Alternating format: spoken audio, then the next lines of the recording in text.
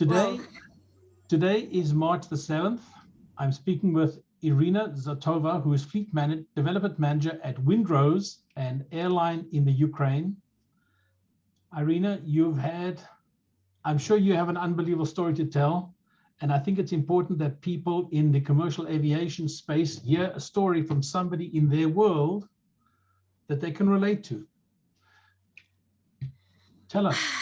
yeah, well, for me, unfortunately, this is now the second time experience in my lifetime when we have to escape. The thing is that I'm originally from Georgia.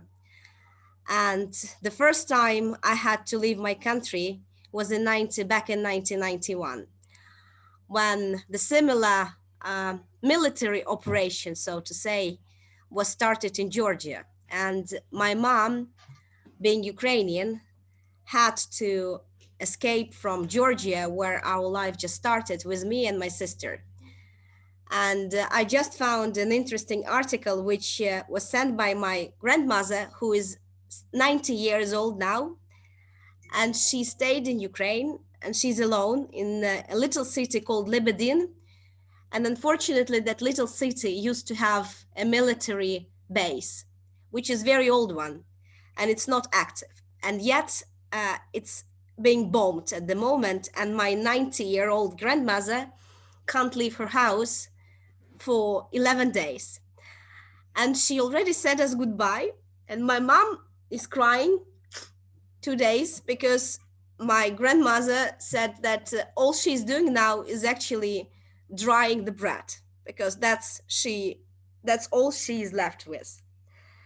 And my grandmother just sent me a little article which is more than 20 years ago, and it's actually about myself, saying that a little story about Ukrainian Georgian girl who had to leave her country and start the life from scratch.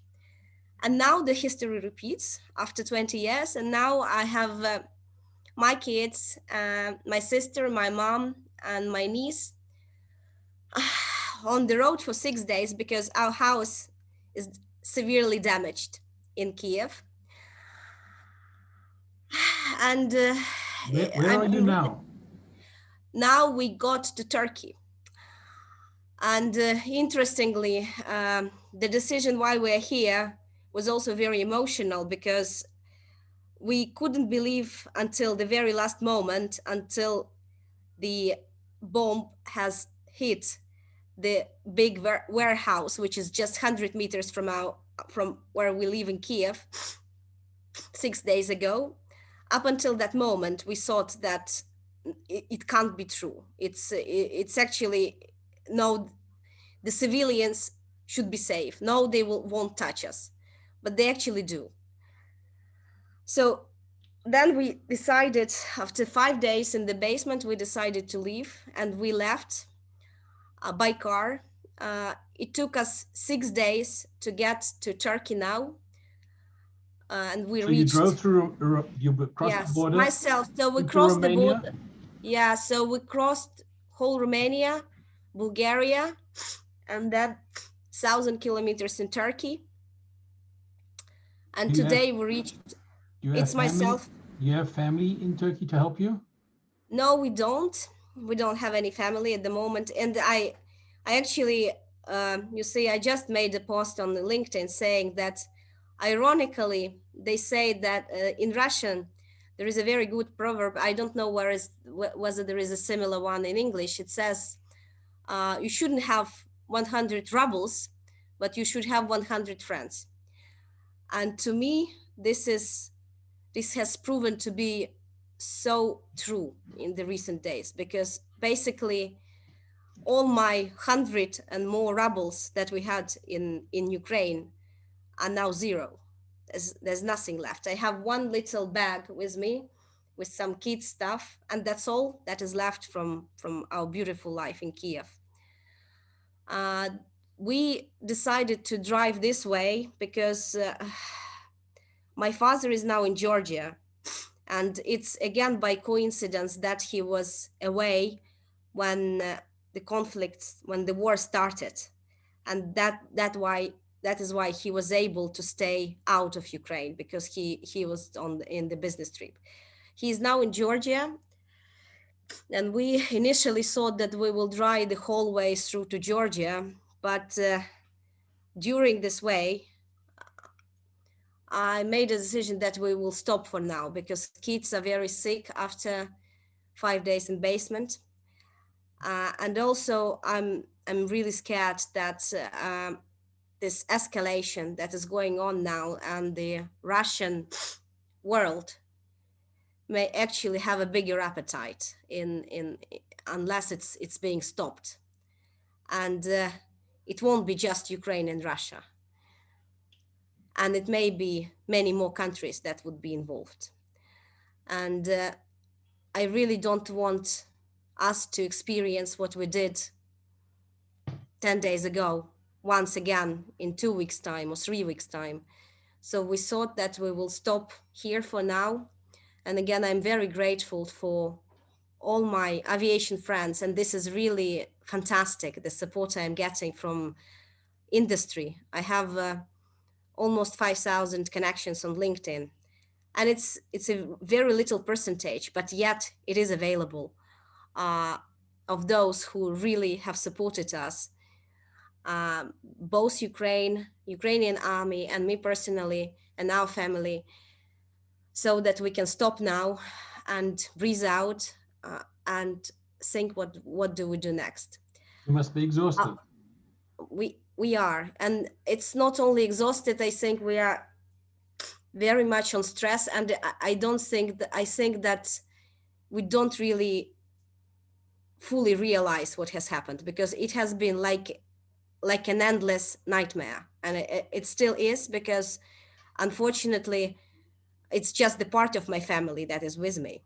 These are just the females and kids. Right. Yet we have all our mans who are left in Ukraine. I have, as I said, my 90-year-old grandma, and we can't get over to Lebedin because it's to north of, it's in the northern part of Ukraine, and there's no connection, neither there isn't any evacuation from those places at the moment. I have lots of friends stuck in Kharkiv without being able to escape.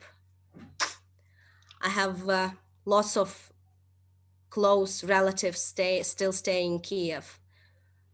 And again, some of those have been under that bridge.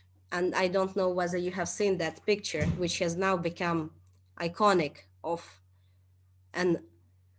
Russian world. People hiding under destroyed bridge near Kiev, waiting to be evacuated. Because one road, one highway is fully destroyed, the other one is being constantly under attack. And it's indiscriminate. They're not aiming. They're not aiming for military. They're aiming for anybody. They are aiming for anybody. As I said, many blocks of houses have been destroyed. One little city, which is 5 kilometers from the place where I live, is completely destroyed. There are over 1,000 civilians, so not the military people, but civil people who have been killed, including about 50 children that have been killed. People are hiding in undergrounds. They're hiding everywhere. Hospitals are not working, so kids are being born in underground. People are dying. I really, you see, it's whatever I say now can't compare to what is really happening.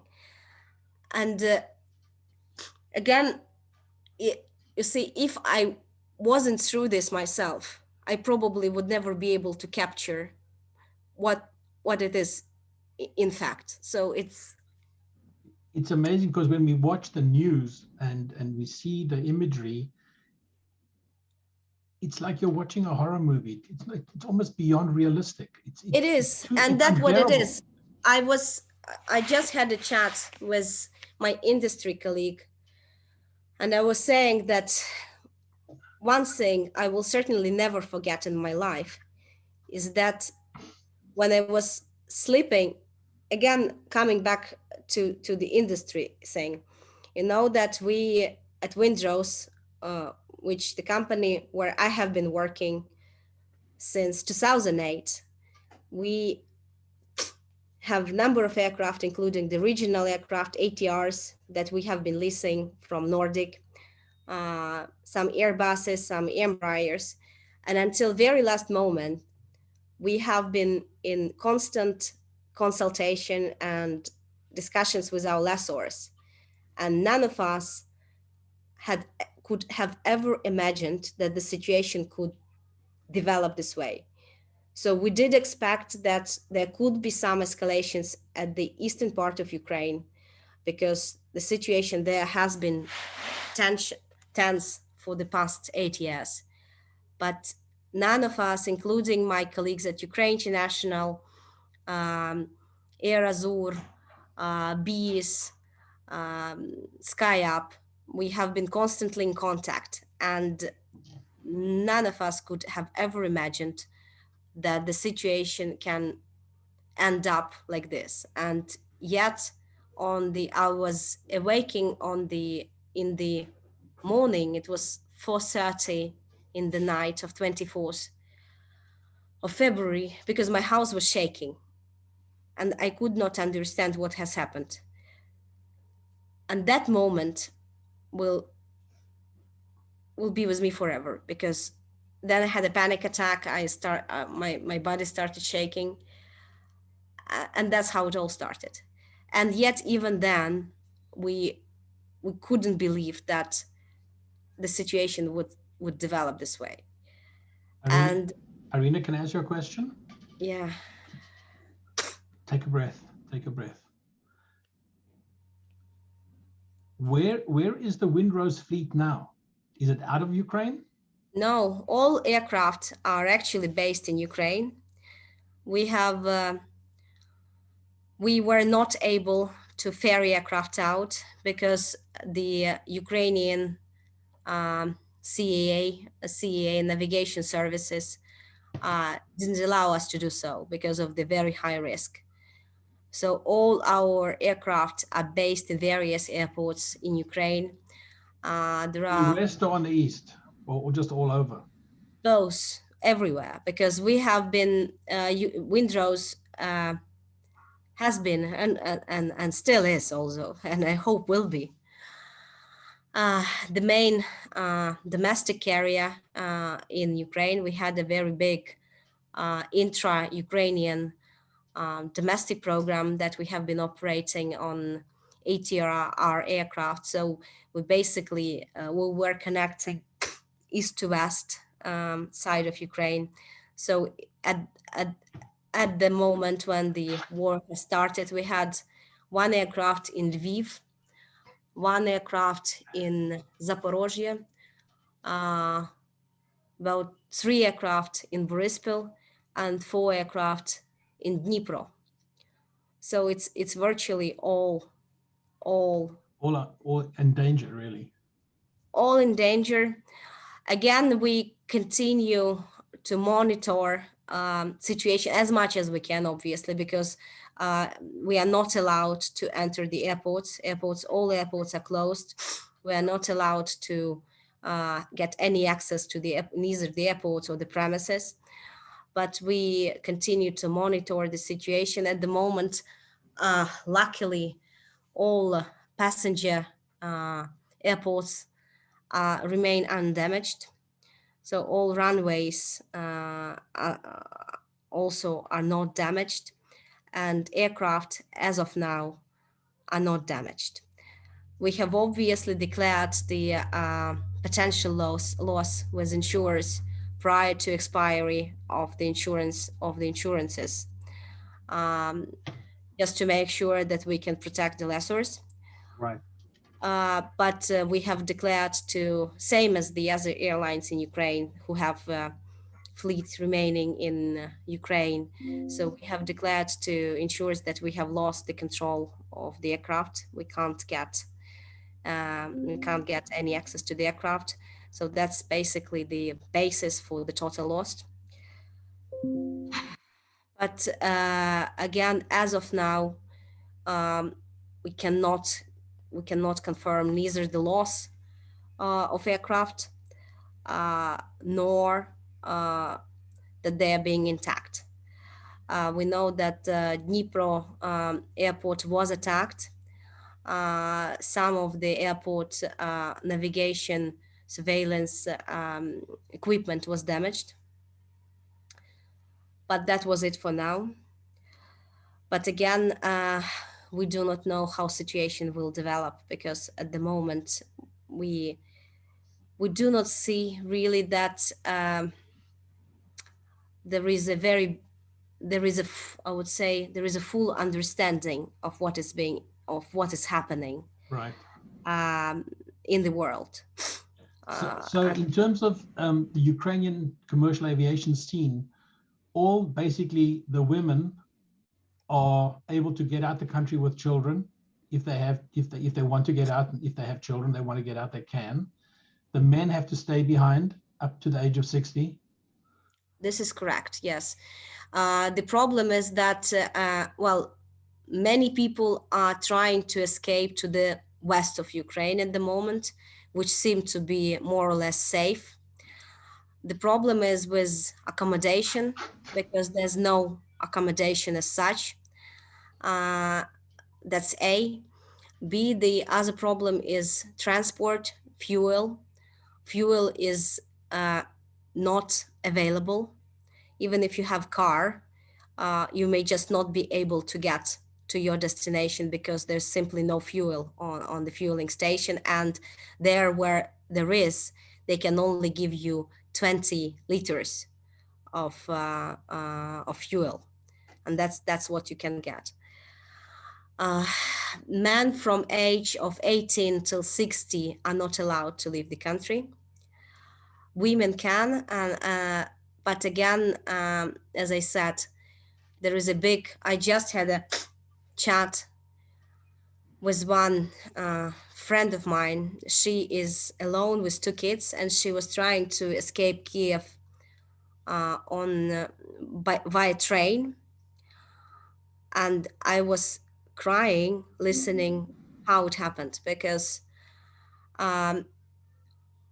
the train from Kiev to the western side of Ukraine takes about 10 hours. They are going in the train staying, so there are no sitting places, so you have to stay 10 hours. Stand, yes. Toilets are not working, so everyone, they have to have, I'm very sorry, but this is just the reality that we live in. So they have to have their own pampers, because all toilets are closed.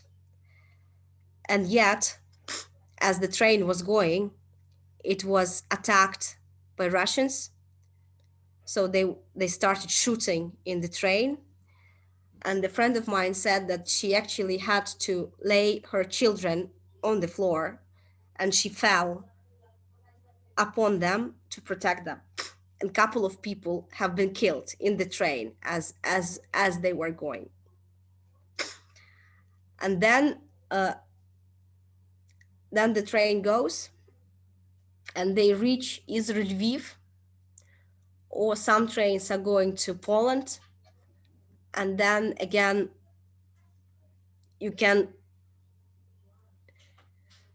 in theory, you can either stay in Lviv if you have any accommodation, or you can go further in case you have your foreign passport with you. But the question is, what do you do next? At the moment, officially, there is about 1.5 million of Ukrainians that have already left Ukraine. This is as of now. Right. Where are those people heading to? I don't know. So some are applying to refugee status in Europe. The others, same as us, are just trying to find some safe place to wait and see whether we can come back home. Okay, it's very difficult. It's this is 1940s again. It's unbelievable. Indeed. Eh,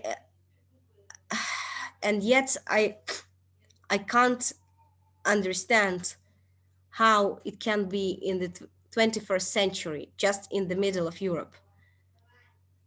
It's very obvious of what is happening. I I can't, when I listen to my Russian fellows, what they're watching on their TV, I can't believe this is reality, because these declarations about Nazis in Ukraine, to me, it's, I have been living in Ukraine for over 30 years. It's a beautiful country. It's a very peaceful country. What Nazis? It's just an absurd and ridiculous stupidity that is happening, and I can't imagine how many more people have to die, civilians and kids, how many cities have to be destroyed before somebody will stop it. Yes, it sounds incredible. I'm sure you need to get some rest and to decompress as best you can.